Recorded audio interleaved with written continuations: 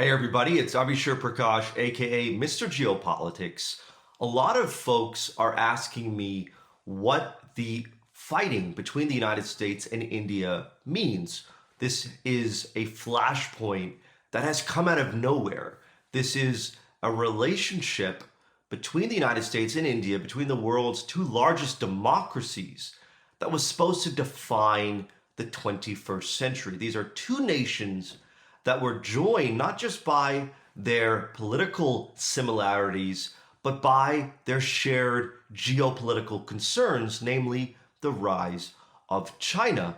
This is a complete 180, what is taking place now between the United States and India. What US President Donald Trump is doing by imposing tariffs on India that are constantly rising, by making certain comments about India, like that India is a dead economy, by putting India in the same boat as China, is a set of moves that completely derails almost 30 years of American geostrategy. America has been eyeing and moving towards better and better relations with India since the Clinton administration. And all of this is being undone in a matter of weeks. Now, is collision the new status quo? Can the US and India return to where they were just a short time ago? The answer is yes. But the window of opportunity is rapidly shrinking. In a very short period of time, India will be forced to take steps to protect its economic security, to shore up its sovereignty, because at this point in India's journey, the Indian government really only cares about a few key things. And at the top of that list is economic growth and development. And anything that comes in the way of that, India is allergic to. India does not want its upward rise, its continued growth, to be jeopardized by geopolitics. That's why India has maintained a relationship with as many countries as possible, has refused to pick sides. But considering what the United States is doing now, picking sides may be exactly what India is forced to do. And so many are wondering, what does the future of the US-India relationship look like? What will happen now that the United States and India are colliding or are on a collision course? Now, there is one solution to the current friction, which is Russia and Ukraine. That is the catalyst for Trump's tariffs on India, which is India is buying energy from the world's most sanctioned country, Russia, with over 20,000 sanctions. But if Trump meets with Russian President Vladimir Putin and the Ukrainian President Volodymyr Zelensky, if that meeting takes place in the coming weeks and the Russia-Ukraine war is paused, and in the process, America begins to bring Russia back into the global economy, retracting sanctions, then these secondary sanctions on India, on China, on Brazil, on others that are trading with Russia, not just buying energy, 1/3 of Brazil's fertilizer imports come from Russia, all of this may naturally disappear. And the current source of friction between the United States and India may no longer exist. So if that flashpoint is solved, then there is the possibility that the United States and India naturally return to some place of neutrality. And that's the key shift, which is, even if America decides to stop raising the heat on India, the era of US-India romance, of both sides viewing each other as their ultimate partner, is over. Even if America and India come to some kind of agreement, then it will not change the friction and the distrust and the potential fears that this could reignite at a moment that both sides now have. And this And if Russia and Ukraine is what delivers stability to the US India relationship, then that's even more risky because there is no long term solution to the Russia Ukraine war. This will become a frozen conflict very similar to what exists between Israel and Iran right now and what's existed on the Korean Peninsula for decades. So the collision is increasingly on the horizon if the US and India cannot find some kind of middle ground, or if the circumstances, external circumstances, don't change, then collision is exactly the trajectory that Washington and New Delhi are moving forward with. So if collision is what's looming, if collision between the United States and India is what is about to begin, then what does this mean? Well, first and foremost, it means that unpredictability is becoming the status quo. Many governments, many businesses have been attempting to prepare for certain geopolitical risks, certain geopolitical scenarios, certain geopolitical flashpoints. And many of them are based on probability. What is most likely to occur within a certain time period? Now, however, many global stakeholders have to look at the opposite side of the coin, which is what else could take place that has the lowest probability. And just a couple of months ago, the US and India doing a 180 towards each other had a very low probability. This was, as I said before, viewed as one of the defining relationships of the 21st century, not just by the global community, but by the United States and India towards each other. Now everything is volatile, is uncertain. And so this is yet another indicator alongside Russia's invasion of Ukraine, alongside the 12-day war in the Middle East, alongside the India-Pakistan war, alongside the Cambodia-Thailand war, alongside the myriad of other geopolitical events that are taking place and accelerating and snowballing. The friction between the United States and India is the latest sign that in the current chapter of geopolitics, unpredictability reigns supreme. That everybody should be viewing the most unlikely, the most unthinkable events as something that could now occur.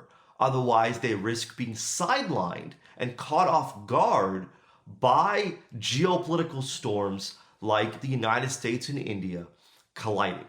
The second consequence is that many initiatives between the US and India are up in the air. There's the IMEC project, the India-Middle East Economic Corridor, connecting India with Europe via the Middle East, funded by America, unveiled in September 2023 by then US President Joe Biden. This was viewed as a counter to China's multi-trillion-dollar Belt and Road Initiative.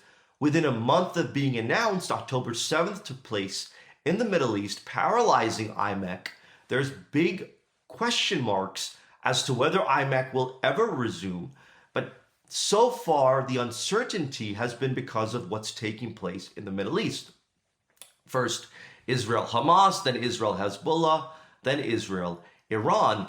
Now the uncertainty is whether America simply steps away from IMEC, refuses to fund it, refuses to engage with it, views IMEC as a project with minimal return for the United States. So IMEC is up in the air.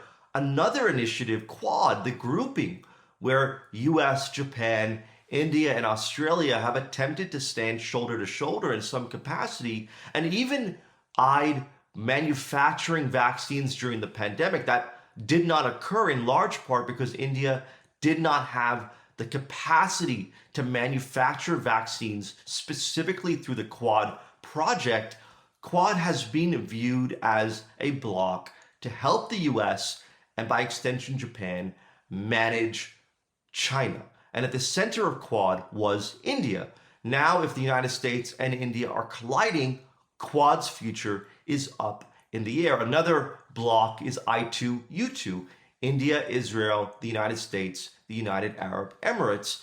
This once again could be put on freeze, could be put on ice if Washington and New Delhi are swinging at each other. So there's a series of initiatives, of blocks, of projects where the US and India are the key members that are now being pushed into a twilight zone because of the US and India fighting with one another. So it's not just about defense procurement, although that is a big part of it. It's also about various geopolitical and geoeconomic projects with long-term objectives, i.e. taking on China, i.e. playing a new role in the Middle East, that are up in the air. And so both the US and India have to now recalibrate their own geostrategies if these blocks, if these initiatives can no longer stay viable. The third possibility is that India could turn to China and Russia. This is something that should raise alarm bells in Washington, especially for the current occupant of the White House.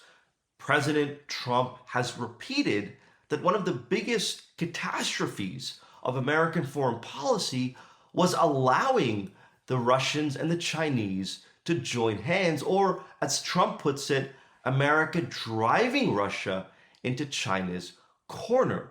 A repeat of this is taking place today by President Trump himself, where India is being pushed towards Russia and China.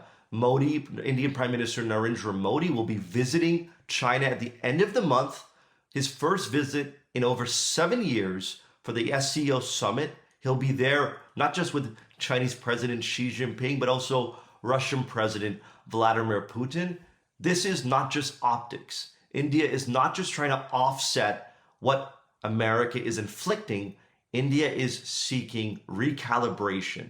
And through this meeting at the end of August could be the resurgence of RIC, Russia, India, China, which was a group, a bloc that was formed several years ago, never gained traction, largely because of India-China tensions. But now, strangely, it could have new life. And the reason for it is a massive shift, which is that for the first time, India and China, who viewed themselves as adversaries for decades now, who even fought a war, may now view another nation as a mutual challenge, as a mutual competitor.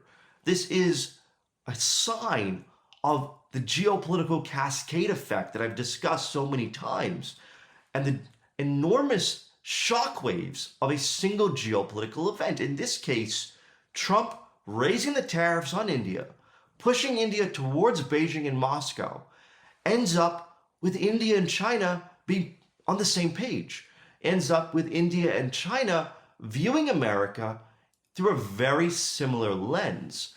And if this materializes, then what RIC does could be far more significant than what SCO does, what BRICS does, what any other forum, bloc, or gathering that exists does. For these three nations will be aligned not on ideology, not on border tensions, not on proxy battles and who these countries support, but on a single matter, which is for them the biggest challenge is the United States. The fourth consequence is that there could be immense friction between American businesses and the US government. American businesses have been dealing with geopolitical whiplash for many years now. This has accelerated since the Ukraine war began. Like many other businesses around the world, geopolitics has become the biggest headache for the C-suite for the future of the business. And within the strategies that many businesses have created to navigate this geopolitical chaos, in particular, how to decouple from China in a significant but not permanent way, has been India. India has been viewed not just as a new hub for supply chain diversification, not just as a source of talented, skilled, young labor, but also as the other massive growth market alongside China. In particular, if China is not tappable, either because of Western rules or because the Chinese want their own brands to flourish, not foreign brands, then the only other market of the same size, of the same opportunity as China is India. And if India is now locked out, then where do American and Western businesses go to?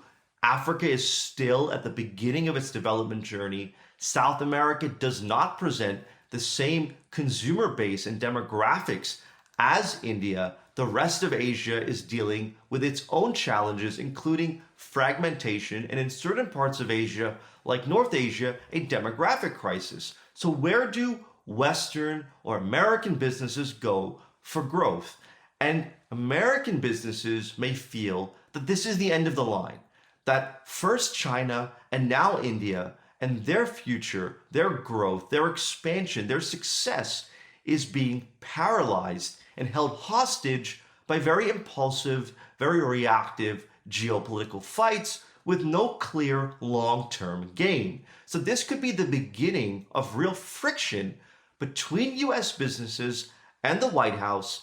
China may be accepted because in the US geostrategy, China is the chief adversary, is the new chief adversary. India may be rejected because India is viewed as a democracy. India is viewed as very allied and similar, aligned and similar in the outlook, in the people's behavior and thinking as the US. It's a very entrepreneurial country. So many American businesses who have made huge capital injections in the Indian market may collide themselves with Washington and push and pressure and prod the White House to change course on India. Another consequence has to do with countries like Japan or governments like the EU, which is that while the United States and India may be colliding, that doesn't mean the EU, which is the largest trading partner of India or Japan. For Japan, its closest ally in Asia is India at this point. France, its closest ally in the Indo-Pacific, is India at this point. These parts of the world may not align with the United States. These parts of the world may not view India as a competitor, as an adversary, and may refuse to jeopardize their relationship with India for numerous reasons. For Europe, it could be they don't want to lose the massive export market that India represents. For Japan, it could be the same, but also strategic alignment regarding Asian affairs. So there are a range of reasons why other parts of the West may not be on the same page as the US on India. And so for the US, as it collides with India, it has to take into account whether in the process of swinging at India, the US is fragmenting the West and hurting its key relationships. And for India, it has a new way to raise the heat on America, which is it can go to Europe, it can go to Japan, it can go to South Korea, it can go to Australia, and it can explore a range of new projects and initiatives that America now has to observe from the sidelines, because these nations are most likely not going to do a 180 with India as America is doing. So these are 5 consequences of the US-India fight that I see, that I've been thinking about, that are likely to materialize in the short term, in the long term. For the US, India and China are now in the same boat, which is a massive geopolitical, geoeconomic shift. For India and China, America is now being viewed the same way. And for Russia, this is a huge boost as Russia is gaining huge advantages by doing effectively nothing. Russia continues to fight the war in Europe, and at the same time, its closest trading partners seem to be inching closer and closer to a more pro-counter world order to the West. And first it was China, Now it's India. The Middle East is eyeing new autonomy. The relationship between the US and Europe is weaker than it's ever been. So this is a huge gain for the Sino-Russian alliance. This is a huge gamble for the US, whether fighting with India, colliding with India, is worth it in the long term. As of right now, it's not. But as the US-India fight took place largely to the surprise, out of the blue, to the surprise of many, the ground is rapidly shifting. And what looked like a weakness one day could rapidly become a strength the next day. I hope you resonated with this video. Leave your comments below and talk soon.